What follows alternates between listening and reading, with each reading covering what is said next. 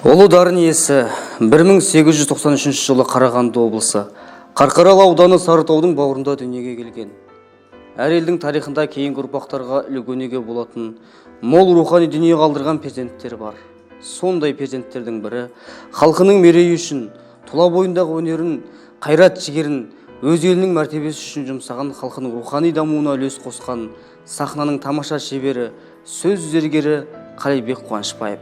Сахнада 160-тай бейнені сомдап, өмірі өнерге айналған ұлы актер Мұхтар Әуезовтің Абай спектаклінде Абай, Құнанбай, Ғабиден Мұстафиннің Миллионерінде Жақып, Ақан серінің Ақтоқтысында Мылқау, Гогольдің Ревизорындағы Дун басы тағы басқа толып жатқан бейнелерді сомдаған.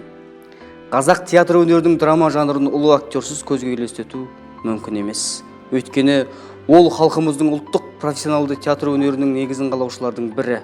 Ол қазақ жас кино өнерінің өсуіне үлес қосты. Қандай рөлде ойнамасын, бәрін Абайдан іздейтін, Абайдан табатын. Үстелінде үнемі Абайдың кітабы жататын. Ол осынау алыппен ғана ақылдасатындай, тек содан ғана ләззат алатындай көрінуші еді. Демек, оны сахнаның Мұхтары десек, бек жарасатындай.